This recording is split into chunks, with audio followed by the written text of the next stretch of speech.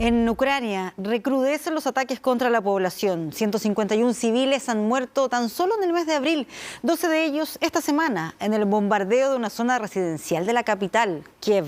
Un equipo de Chilevisión Noticias viajó a Ucrania para reportear este conflicto y fue testigo de las dramáticas consecuencias de ese ataque. Daniel Matamala conversó con sobrevivientes y también con quienes perdieron a sus familiares en las ruinas de un complejo de departamentos en Kiev. Y este es su informe. Ha llegado la primavera en Ucrania, ustedes lo pueden ver en este termómetro que está diseñado para marcar temperaturas de menos 30 grados, pero que hoy está en agradables 8 grados. Una temperatura bastante cómoda para los estándares que generalmente tiene este país, donde los inviernos son muy crudos. Sin embargo, la llegada de la primavera no es vista por los ucranianos con alegría, sino más bien con preocupación, porque significa como cada año el comienzo de la ofensiva rusa de primavera, que no solamente se ve en el frente de combate, sino también con el recrudecimiento de los ataques sobre la población civil. Hemos tenido mortíferos ataques en los últimos días sobre ciudades como Sumy, Kharkiv y también la capital Kiev. Es uno de los temas que estamos reporteando aquí en Ucrania.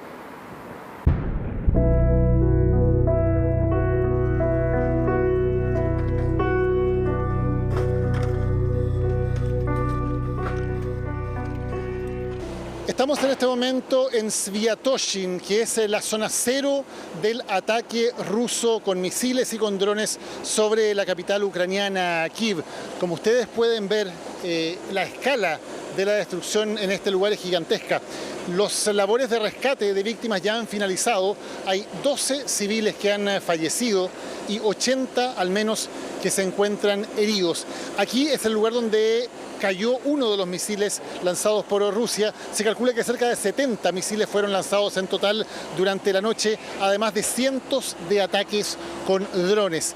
El masivo ataque incluyó 225 objetivos y es el más grande y el más mortífero que ha sufrido la capital ucraniana desde julio del año pasado. El momento no es casual, llega justo cuando el gobierno de Trump presiona a Ucrania para que acepte un plan considerado como favorable a la Rusia de Putin, que incluye el reconocimiento del control ruso de territorios ocupados, la prohibición del ingreso de Ucrania a la OTAN y el control estadounidense de la mayor planta nuclear del país.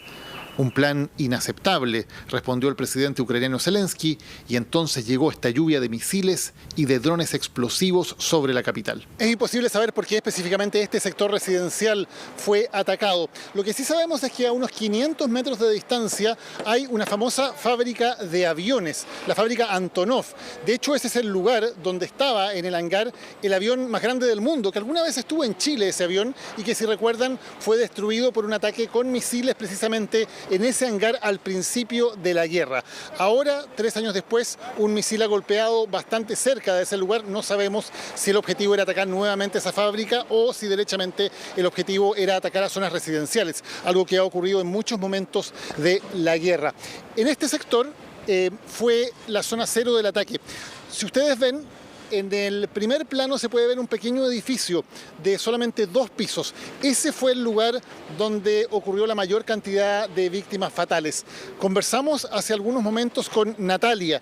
Natalia estaba en el segundo piso de ese edificio, logró salir con vida, pero lamentablemente su marido Alexander falleció. Ella fue una de los pocos sobrevivientes del edificio pequeño que, como ustedes ven, prácticamente no queda nada de él. Y ha sido el lugar más afectado por esta explosión.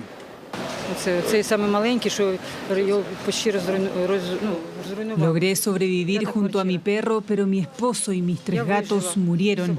Estábamos en habitaciones diferentes. Yo estaba cerca de una pared sólida. Después los rescatistas patearon la puerta y me rescataron. Su hija, que vive en Alemania, les había insistido en que salieran de Ucrania, pero ella no quiso porque no podía llevarse a sus mascotas, 3 gatos y un perro.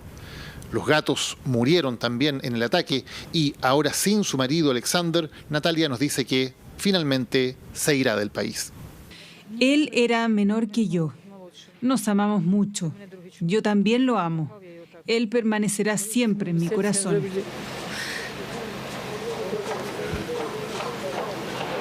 Estamos dentro de uno de los edificios en la periferia del ataque de este misil ruso.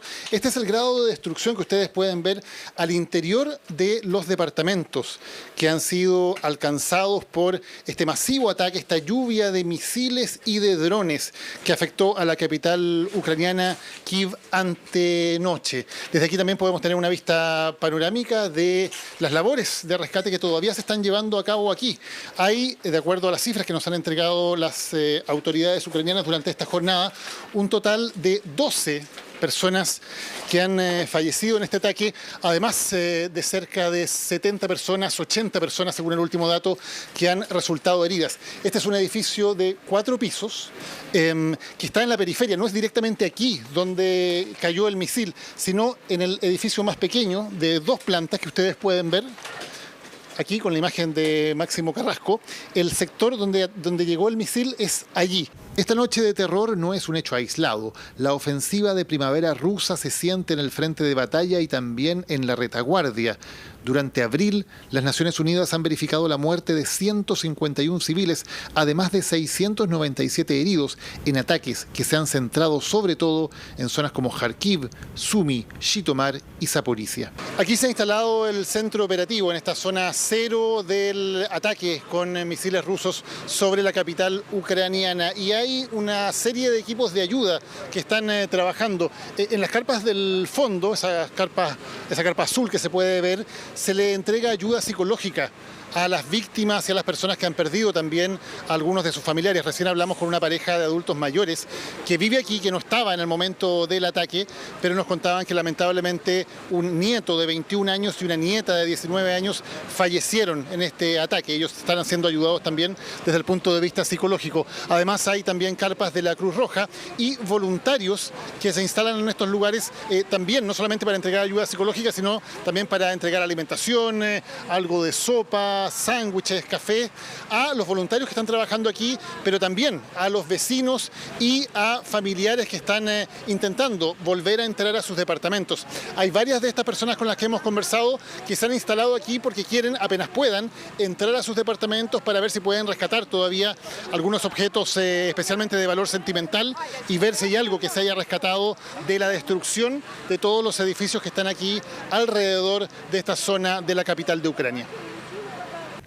La labor de los voluntarios es fundamental y entre ellos encontramos a 2 jóvenes que hablan español, Stas, que visitó Chile hace algunos años, y María. Es muy mal, muy mal. Acá, you can see that everything is destroyed. La guerra está mal, sí. Estamos limpiando. Yo estuve ayudando a una familia que su apartamento es prácticamente destruido. Un trágico recordatorio de que la guerra no solo continúa, sino que sus efectos sobre la población civil siguen empeorando. Desde Ucrania y con Máximo Carrasco en las imágenes fue el reporte de los enviados especiales de Chilevisión Noticias.